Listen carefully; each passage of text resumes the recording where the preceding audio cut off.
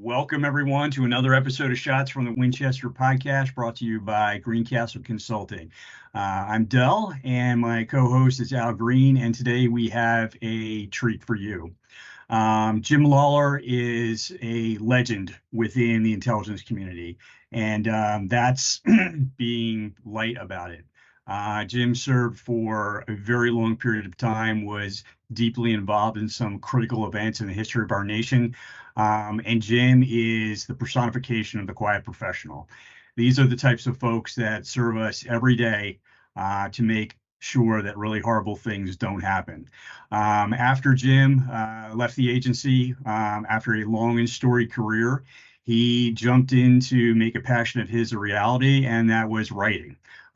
Jim is the author of two amazing novels, Living Lies and in the Twinkling of an Eye. And I will tell you, from my personal opinion, as a writer, or at least somebody who aspires to be a writer, there is something deeply and profoundly special about having a former practitioner write an espionage story. It's the sort of thing that you just don't find every day. It really speaks to the truth of the craft and what people that serve the nation in the shadows deal with on a day-to-day basis. And the level of authenticity is just excellent. If you were a fan of Jason Matthews, who Jim knew and was a close personal friend of, if you loved the Red Sparrow trilogy, you have got to get your hands on Living Lies and in the Twinkling of an Eye. And I tell you what, you will not be disappointed. So without any further ado, Jim, could you just introduce yourself to our audience and just tell us a little bit about yourself and your time in the agency? Well, thank you, Del, and thank you, Al. I appreciate the opportunity to discuss the books and maybe a little bit about my career. I was an attorney basically in my last year of law school in the University of Texas in 1976, when the CIA came to campus looking not for case officers, but for attorneys for the Office of General Counsel. And so, like anybody who's in their last year of graduate school or college or law school, there's only one thing on my mind, and that's finding a job. And so I went to this interview, went to a lot of interviews, but I went to this one interview from the CIA, and this gentleman named Mr. Bill Wood was my interviewer. And the first thing out of his mouth after a minute of introduction was, "Jim, have you ever thought about the clandestine service?" And I said, "No, I don't know what you're talking about." And he said, I think you'd be very good at this. I can't tell you much about it, but you really ought to think about that. So here he was, he's trying to hire attorneys, but he asked me if I'd consider the clandestine service, the Directorate of Operations. So I took the application and looked at it overnight. But sadly, at that time, my wife's mother was very ill, and there was no way we were going to move away from Houston, Texas to Washington and overseas. It just wasn't going to happen. So instead of joining the CIA in 1976, I went into a family business. And I always like to ask people, how many people have been in a family business? And usually a few hands will go up, and I say, "I bet I know why you're no longer in a family business." It's usually that F word, family. Yeah. And I was making a lot of money, more money at that time in my life than I'll ever make again. But I was also the unhappiest time in my life because it just wasn't fulfilling. And so after about 3.5 years, my wife, as tolerant as she is, she finally had it up to here, and she said, "Jim, look, either do something about it or stop your damn belly aching." Yeah. So I kept this man's card. I wrote him a letter, and literally 3 days later, a young woman called me at my office, and she said, "Mr. Wood received your letter." And she didn't say she was with the CIA. She just said, "Mr. Wood received your letter, and he would really like it if you could join him at the Holiday Inn on the Gulf Freeway next Thursday at 3:00. Yes. So I went there, and we chatted for about an hour and a half or two. He said, "I'd like to fly you to Washington." And so 2 weeks later, I flew to Washington for 3 days, came back. 3 or 4 months later, they invited me back for the polygraph, for the shrink exam. Lord knows how I got through that, but I did. And and then literally a few weeks after that, they called me up and said, Jim, we'd like to offer you a job as an operations officer, a case officer. Now, here's the bizarre thing. I had no idea what that meant. Absolutely none. How crazy is that? I'm going to take a job with the CIA and they're wanting me to do gosh knows what. I don't know what they want me to do, but I just want to get out of town. I want to leave Houston. By then, sadly, my mother-in-law had passed away, so we no longer had the constraints of staying there. So a few weeks later, we packed up the car, moved to Washington, February of 1980. And then I found out what they wanted me to do. They wanted me to manipulate people, to exploit people, to subvert people, to suborn people, to convince them to become traitors, to commit treason. And so I found out that not only was I pretty good at it, but I enjoyed the hell out of it for the next 25 years. Yeah. And so I spent the last 2/3 of my career battling weapons of mass destruction, such as nuclear weapons, biological weapons, chemical weapons.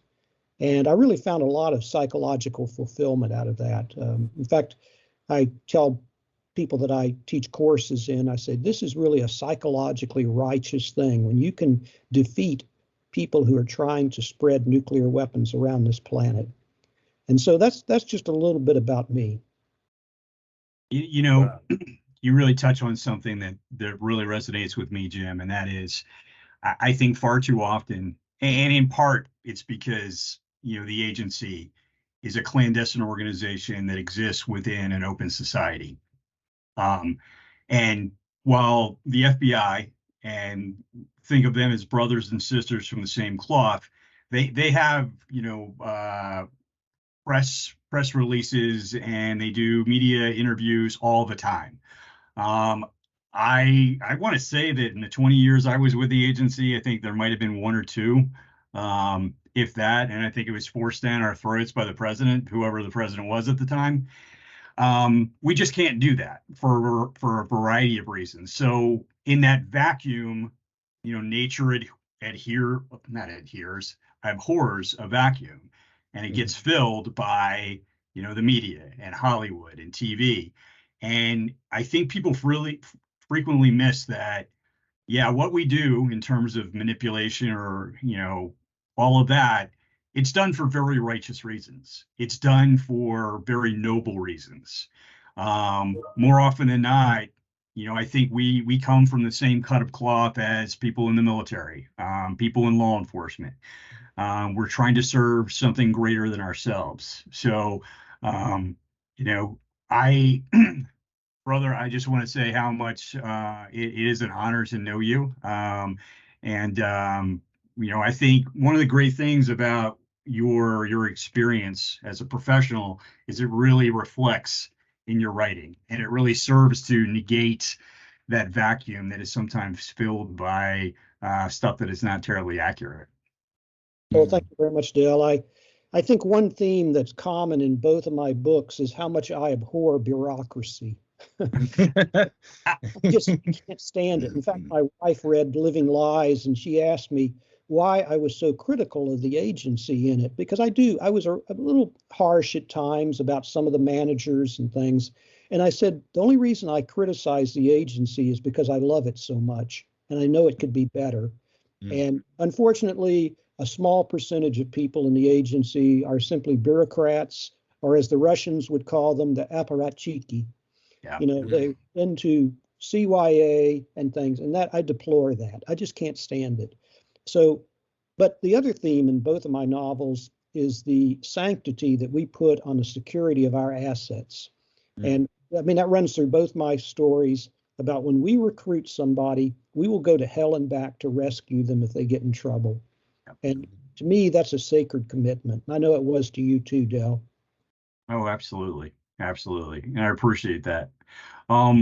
Is there any highlights of your career that you feel really influenced the way you wrote? Yeah. Well, absolutely. I led a team that penetrated and brought down the AQ-Con nuclear weapons network. And that was took almost 10 years of my life. Very few CIA officers spend 9 or 10 years doing one single operation. And that's basically what I did. It took that long to, frankly, we discovered it, we penetrated it, we disrupted it, we brought it down. And in doing so, we prevented the Libyans from getting nuclear weapons technology. Now, that was interesting in 2005 when we brought it all down. But a few years later, if you recall, Muammar Gaddafi was overthrown in the year 2012, I believe it was. Mm-hmm. And an analyst said to me one time, he said, Jim, can you imagine what Gaddafi would have done if you hadn't stopped him from having nuclear weapons? He could have used it on his own people, killed hundreds of thousands of people, or maybe as a distraction, he could have used it against a country in Europe. And I hadn't really thought about that, but that had a profound effect on me. And so when I wrote the first book, Living Lies, about penetrating the Iranian nuclear weapons program, that was a theme in it about how horrible these weapons are, and how we have to be constantly vigilant to prevent rogue countries such as Iran or Libya or Syria or gosh knows what from acquiring a nuclear weapon. And in fact, I'll go so far as to say the bad thing about Iran acquiring a nuclear weapon is not so much Iran itself acquiring the weapon, because they know full well that Israel would retaliate massively with nuclear weapons against Iran. What I'm concerned about is if Iran gets a nuclear weapon, it's going to be like an infection in the Middle East. And the Saudis, the Turks, the Emiratis, everybody in that region is going to feel compelled that they have to have nuclear weapons too. And if we think we've got problems in Ukraine at the moment, can you imagine nuclear armed nations in the Middle East, either through an accident or intention, something almost logarithmically, the chances that somebody's going to use one of these things is going to go up. And then that's going to be a major catastrophe for the world. No, absolutely. And you know, it's interesting that in many respects, where we were or where we are right now, since the invasion of Ukraine, when you have the leader of a nation state with nuclear weapons making comments to suggest that he might potentially use those devices. And we are probably the closest we've come to a nuclear exchange in our lifetime, when they're threatening that's a potential reality, and probably even closer than Able Archer or the Cuban Missile Crisis. At least they're stated in an intent. But then you stop and you think about it, to your point, that that's the leader of basically a near peer opponent. Can you imagine what kind of madness we could be facing if those weapons were in the hands of authoritative dictatorships in tribal-based societies? I mean, it could just be horrific. That's an excellent point. Yeah, I mean, it scares the hell out of me. I think the reason this affected me so much was when I was a teenager, I read John Hersey's book, Hiroshima. It was a Pulitzer Prize winning book. And in the book, it describes the absolute devastation that Little Boy, the weapon that we used, it killed like 140,000 people. And, here it was, a 13 or 14 kiloton weapon. That's 13 or 14,000 tons of yield of TNT.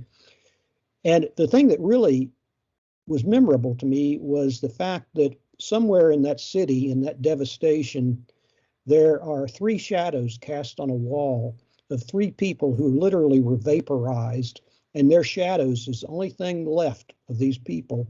And I thought, just imagine, you're there and then you're not there anymore.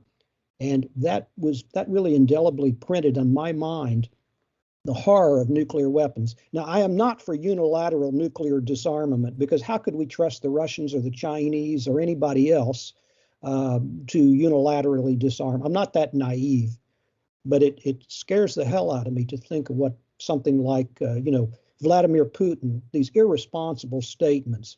And I have to say, as much as I detested the Soviets and the communists, they never said anything like that. They knew that it was mutually assured destruction, that if they launched anything, that we would wipe them off the planet as well. And yet here you have this lunatic threatening nuclear weapons. Just that's blasphemy, in my opinion. No, absolutely. And for those who haven't had the chance to read it, kind of the point that Jim just made about the three nuclear shadows, that's kind of like the kickoff point, if I'm remembering correctly, because I read this a while back. But that's with that haunting image in your head, that's where the narrative begins, and it's truly excellent. But and talking about things that haunt you, and Al, if you have any questions, just jump in and just tell me to shut. I'm enjoying this whole thing. This is awesome to me. Like I said earlier, Jim, I jumped in just learning about you, and I was just awestruck. I actually do have a quick question. Yeah.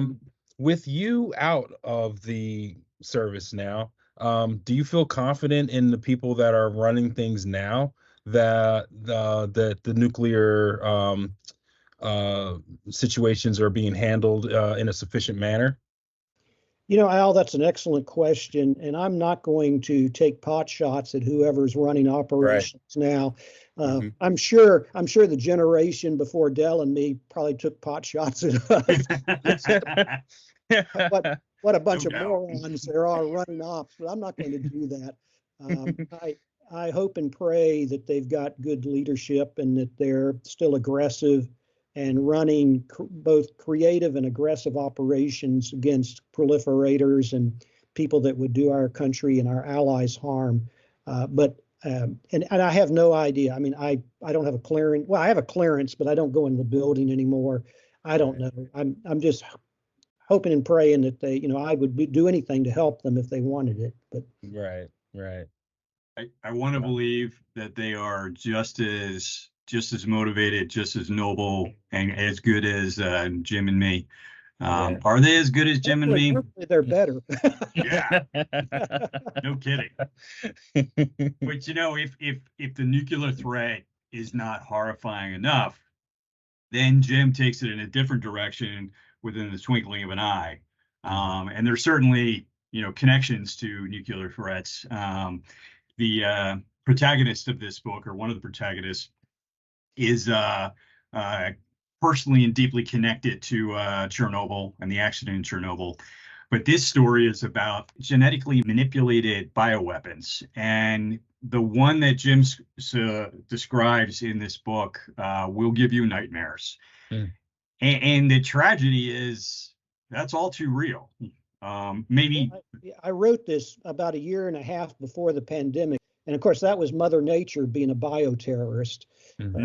Although it could have leaked out of a lab in Wuhan. Nevertheless, whether it was accidental or intentional, I mean, it was literally Mother Nature being a bioterrorist themselves. I mean, think about all the millions of people that died. And that was literally a year and a half after I wrote this, because bioweapons are very scary. When you have nuclear weapons, you have a choke point, and that choke point is called fissile material, the guts of a bomb. If you don't have the fissile material, you don't have a bomb. Unfortunately, in bioweapons, there are very few, if any, choke points.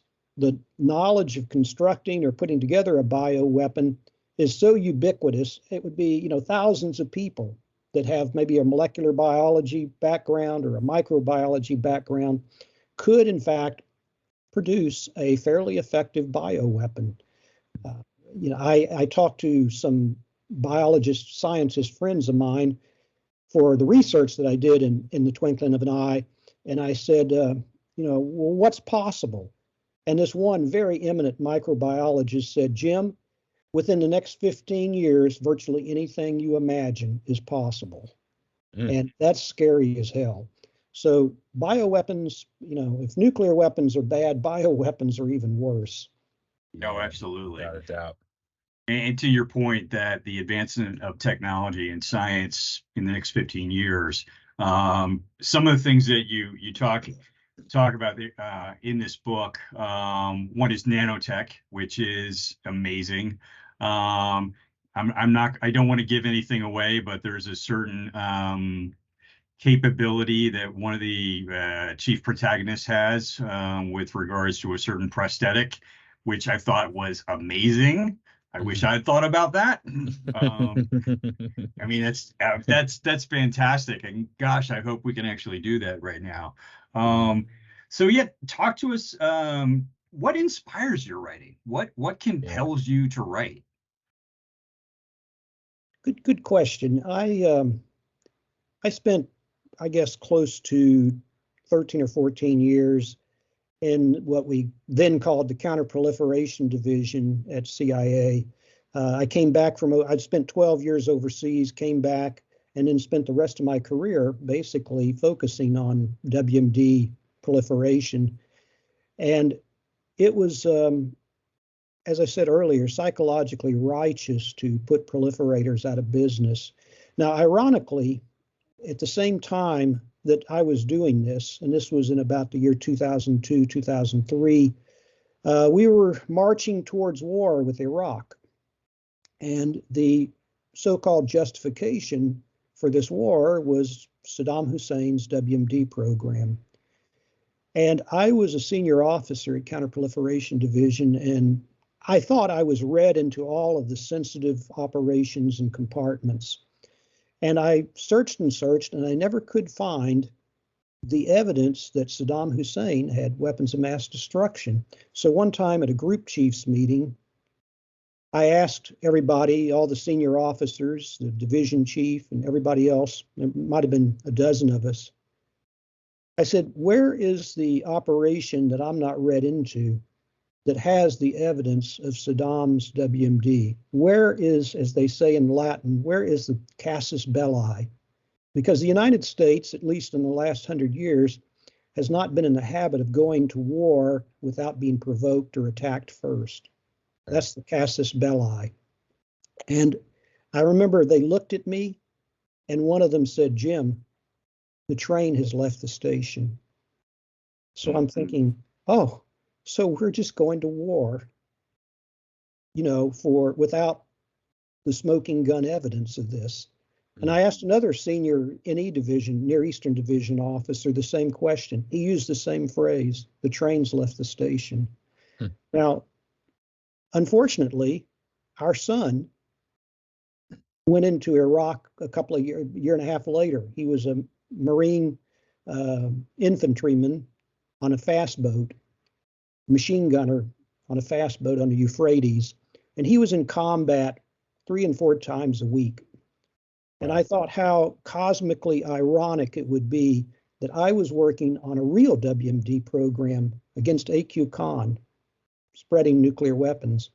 And yet we go to war, and if my son is injured or killed on a pretext WMD program, how that would be a cruel twist of fate. Fortunately, he came home. But it inspired my book, and I've basically took the reverse of the Iraq WMD issue. Here we thought they had weapons and they didn't. I say we, I use the royal we here. Some people did. But in my book, the administration of this fictional time is negotiating with Iran so that Iran would not have nuclear weapons. And the administration becomes convinced that they can cut a deal with Iran. And so it's literally the reverse, where in fact Iran in my novel actually has nuclear weapons, and yet they want the United States to come to an agreement to reduce or eliminate the trade sanctions, which are choking the Iranian economy. And so it's the reverse of the Iraq WMD situation. It's where we the administration, thinks that there's no program when in fact there is a secret program. And one CIA officer and an FBI special agent, they have sources inside Iran that are telling us there is a program. There is a program. And the White House and the head of the CIA in my fictional book are ignoring this. And in fact, the Iranians have run a very, very clever double agent at us. And he's telling us, like a good double agent, he tells us 99% of the truth. But it's that 1% that's the poison pill that he doesn't tell us. And it's a deliberate double provocation run at us. and yet there are three legitimate assets in the in Iranian nuclear program, and then they get into trouble, and so our team has to go in and somehow get them out of trouble. It is a Wow. spectacular book, and it's this beautiful layered approach of not merely, an authentic picture of espionage, but there's there's geopolitical issues involved, there's diplomatic issues involved, there's spectacular action at the end. It is literally everything you would want in a good spy novel. It was, in fact, I was it best thriller books? You were recently identified in the top 10 list of espionage books, but I know I saw that online, and I just can't remember for the life of me what that was. Well, Spyscape, one of the That's right. publications, they did a polling of actually former intelligence officers, people who should know, and my book was up there fairly high, Nice. which pleased me because there's nothing. I mean, I tell you, Del, a lot of people have said nice things about my book, but coming from someone like you, who's a crackerjack case officer, that means more to me as a professional. That you thought it was authentic, you thought it was real. That means more to me than somebody who doesn't know our business really. They may find it entertaining, but the fact that you say that you found it authentic, that means a lot to me. And in fact, I'd say the two books that I've written, the one thing that's not authentic is the fact that I compressed the timeline. And because real operations, as you know, they can linger and linger and linger. I just told you my AQ Con operation lasted 7 or 8 years. Well, how could I do 7 or 8 years in a book? No, Right. So absolutely. But other than that, it's in essence plausible. Everything I describe. I don't dwell on spy toys too much. A lot of authors like to get into spy toys and gadgets. To me, what really fascinates me is the human angle. Why people do this, why people become spies, how people recruit spies, their motivations. And I think the people in my book, in Living Lies, I think they've got high motivations, why they do this. So that's the part that really interests me. I think if I had not been a case officer, I would have loved to have been a psychologist or a psychiatrist because I find people fascinating. Oh, absolutely. Yeah, and, definitely.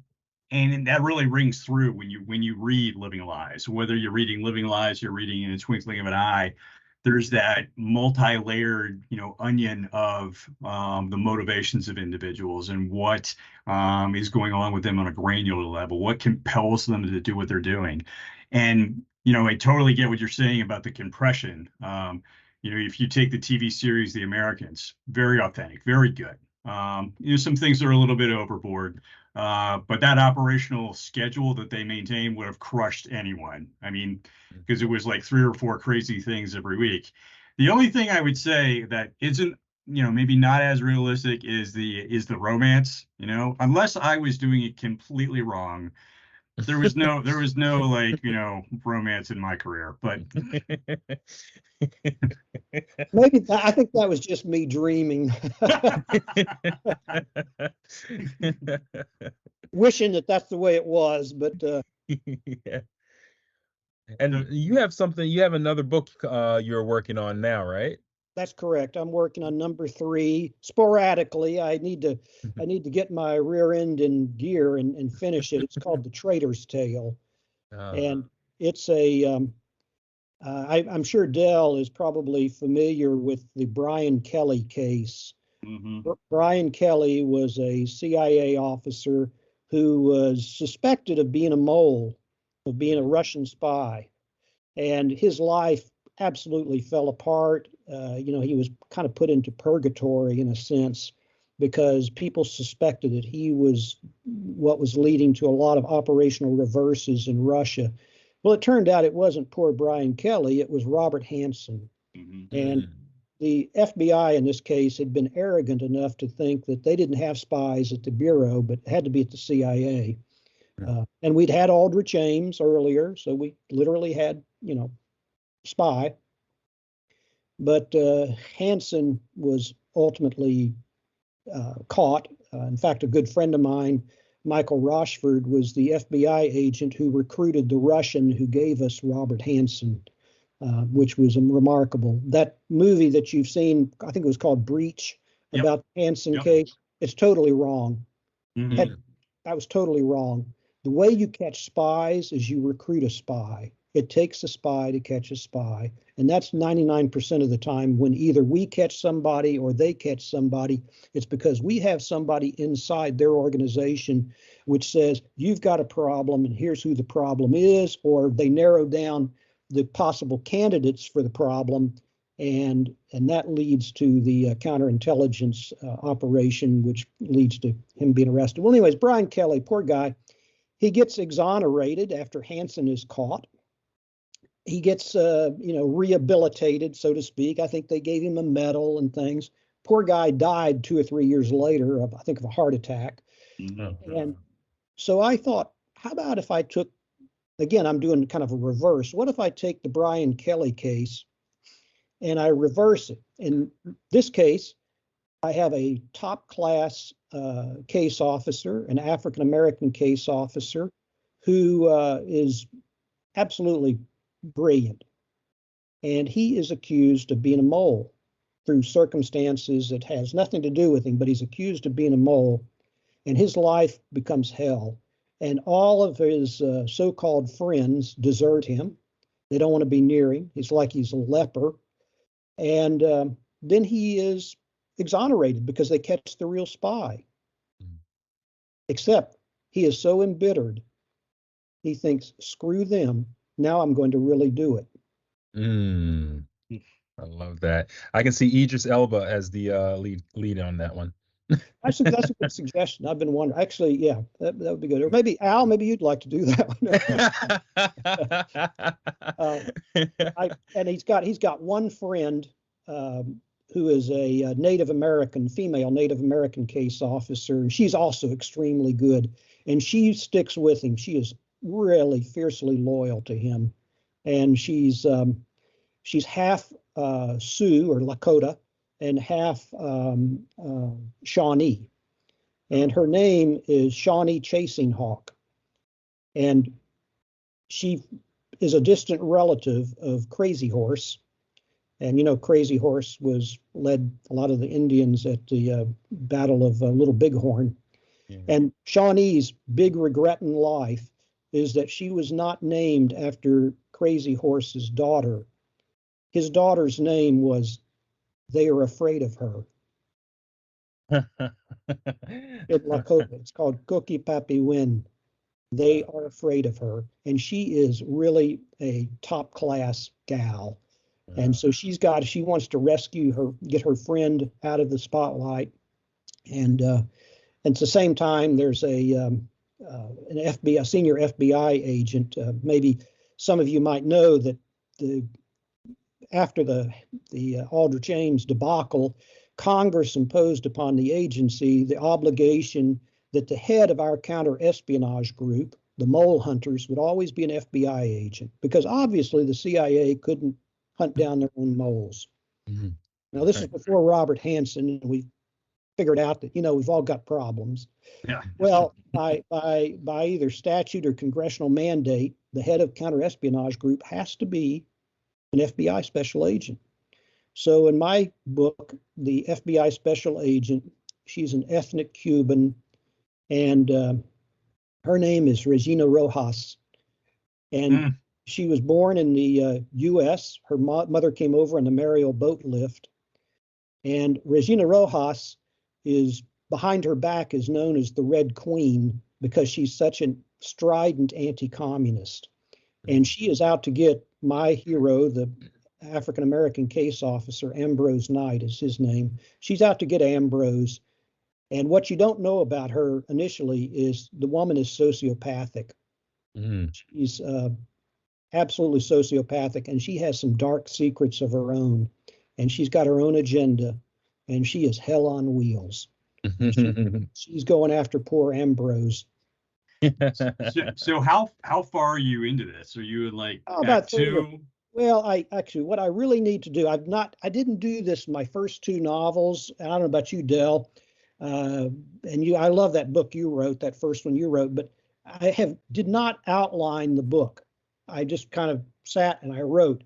This time, I think I really need to. I'm about a third or maybe more through it, but I need to really outline it because that way I would have goals of meeting chapters and things like that. Now, I may shift things around, but Hmm. I really need to get this thing done. I've gotten very lazy in my old age. Well, if anyone has earned the right to be a little lazy, it is definitely you. Well, you, Um, I Yes. keep telling myself this, the novel will never get written. So, well, there is that too. I would definitely advocate for outlining. Like my first manuscript, I wrote it in my head over a series of years, and then one day I like said, get on it. um, I just finished a manuscript recently, and I took like 2 weeks to outline this thing, and it just made it so much easier. that's what I'm saying. Yeah, Yeah, yeah. and you have goals and you have steps, and you may change stuff, but at least you've got identifiable goals to go through. So I didn't do that with my first two books, but I think as a matter of discipline, I've got to do this because honestly, Yeah. I think this book will be my best one. It's Mhm. got the characters in it are really good. A few of the characters from the first two books are in there again because I don't call my books sequels, but you'll see a character pop up again So in you a like have a general universe that everything's operating inside of. yes, yeah, it's Yeah, consistent. It's that's cool. consistent. There's some That's references in the second book to some character, and actually some of the two of the characters, one of the bad guys and one of the good guys, shows up in both books. The good ah, guys, by the way, I pattern a lot of my good guys after my friends who are CIA officers, mm. and I pattern some of the bad guys after them too. But I won't tell you. That's fun. But the thing is, you never tell anyone that I made my villain after you. That's right. Actually, I was a little embarrassed because one of my friends read it and she correctly identified who one of the bad guys was. she had And had that's when, she had had similar experiences with this guy. well, there you go. There you go. That's when you throw out, I can neither confirm nor deny. Right. Right. Exactly. But but the people, the good guys, like for instance, Brian Bannock is the counterintelligence guy in both my books. I patterned that after my good friend Scott Stewart, who was our counterintelligence referent and counterproliferation division. And he's a very colorful character, just like in my book. He looks and sounds like Ernest Hemingway. He looks just like him. Yeah, And he's yeah. very much into the Scottish thing, he's very much into that. And so it was easy for me to describe him because basically it's based on Scott Stewart, and and he's a brilliant counterintelligence guy, and so it was easy for me to do that. And I based the deputy director of operations in the first book, Paula Davenport, on my good friend Paula Doyle, and she is unflappable. She's so good, and she uh, basically, in the end, she resigns over the fact that the director is a total jerk and won't go after our people and rescue them. And I can see my friend Paula Doyle doing just that because she's just the height of integrity and wonderful woman. Oh, absolutely. Yes. Who were your mentors when you decided that you wanted to do this, that you wanted to start writing? Were there any individuals that you sought out their advice to help you better understand this is the path? Yes, there's one individual in particular, and that's Mark Cameron. He's a New York Times bestselling author. Mm-hmm. He has written 5 or 6, I can't remember now, of the Tom Clancy books. Mm. And Mark was a former U.S. Marshal, and a good friend of mine who was also a U.S. Marshal introduced me to Mark about 5 years ago. And Mark has been wonderful. He's spent time with us here in McLean at our house. I see him several times a year, and he's been a wonderful mentor to me and very supportive. I mean, incredibly supportive. And I've had some others too that's one thing I know, Del, you've probably discovered this, is there's this kind of writers fraternity, sorority, sisterhood, brotherhood, and we try and help each other. And another thing, we never speak ill of another writer, at least in public. We never do that. And certainly not digitally. No, you don't want to be, and if somebody asks me to read their manuscript, I always do it because other people read my manuscript. And, it's fun. Like this morning, for instance, I was at a book talk with our mutual friend, Ilana Berry. Oh, nice. Yeah. She's wonderful. Yeah, she's a wonderful woman and has written a fabulous book, The Peacock and the Sparrow. And so she invited me. She had been the principal speaker, and I told her, I said, I kind of feel like this is the literary version of being the warm-up band for the Rolling Stones. But wonderful woman, and she's written a fabulous book. And so it was fun to just be on a stage with her and talk to this Rotary Club here in Virginia. No, absolutely. She is very, very talented. It's funny. We ended up, Alana and I went through the same training class together and didn't see each other for a very long time. And then I stumbled upon, there's this new book coming out, and I'm like, oh my God, I know her. And then we reconnected. It's fantastic. But it's funny. It's like, I read her book and I was like, I'm a hack. I suck. I can't write. But it just inspires you to be better, Right. and to refine your craft. Because I thought the same thing when I read this. I was like, Del, you suck. You should just stop wasting your time. I've read your first novel, and it was good. It was quite good. But there's several CIA authors. I'm having coffee on Friday with Jim Roth. He just wrote a book called The Dead Drop. One of the coolest books I've read, and it's kind of geared towards young adults or teenagers. Even an adult would enjoy this book. It's about 3 teenagers spending the summer together, and they happen upon somebody who has made a dead drop. And it turns out there's a spy in the neighborhood, and it is so cool. It's a great book, and it would make a fabulous Disney movie. Fun. Yeah, I was gonna say Disney movie. That sounds like a good. Yeah, that's awesome. That is genius, because that has happened. I mean, it's a great book. It's called The Dead Drop by Jim Roth, and he and I are going to meet on Friday. And he's promised me an autographed version of a signed book of his book. But it's a lot of fun. I'm going to try and get several copies for my grandsons, who are now, a couple of them are in their teens, and I think they would really enjoy it. Oh, I am going to have to look that up, because that is fun. That has happened in real life, and that was like one of ideas, like, what, how this would just be an amazing thing. That would be a great story. That is fantastic. Well, my son used to play soccer in the park where Robert Hansen stashed some of his dead drops. And if the ball rolled down in this culvert, my son or one of his teammates could have recovered the dead drop. Yeah. Thinking, what the hell is this? Hey, Mom, I found 20,000 in cash under this bridge. There's just so much good content there. Oh, that's crazy. That is crazy. Wow. Well, Jim, I just want to thank you so much for taking the time to chat with us. One of the things I started asking when we have authors, particularly former practitioners who have written in the espionage space, and I asked this of Alana, and I won't tell you what her answer was, but what is your favorite James Bond? Movie, you mean? No, just actor. Yeah. Oh, actor. It's got to be Sean Connery. Okay. I grew up with Sean Connery. Daniel Craig is good. Some of the others were okay, but to me, Sean Connery defined James Bond. I guess because it was that he was one of the earliest ones and did several of them.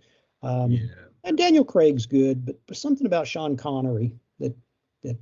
No, I totally get it. when I asked that question of Alana, she's like, "What?" But hey, Jim, it is absolutely a pleasure. And for those out there who have not read Living Lies or In the Twinkling of an Eye, I am telling you that you are going to get a rich experience that is wildly entertaining. Will probably scare the hell out of you, but it's also a deeply authentic representation of what people like Jim have done on your behalf in the shadows for decades. Jim, tell people real quick where they can find you, more information about you, where they can get your book. Okay, the books are available on Amazon or Barnes and Noble. If they write me, I'd be happy to sell them a signed copy. I charge $20 for the book, and unfortunately, the post office charges another $10 to mail it. But they can write me at my email address, which is chmargau@aol.com. That's chmargau@aol.com. And if they send me a check for $30 and their address, I will mail them a book signed with whatever inscription they want, or they can simply get it on Amazon.com or at Barnes and Noble. Nice. Thank you so much. Really, very, very much appreciate you being on our show. It's such a pleasure to have like someone who's such a high caliber to be able to have a conversation with us about this and give this kind of like value to our audience. So thank you very much for being on our show. My pleasure. It is an honor to call you a friend, and brother, bless you, and thank you so much for spending some time with us today. Yeah. It's been my pleasure. I enjoyed this very much with both you, Del, and with Al. So thank you so much for having me on your program. Thanks for tuning in. If you found this content to be useful and entertaining, do us a favor and hit the like button. And while you're at it, hit that subscribe button. You can stay up to date with new episodes that we post every week. See you in the next episode.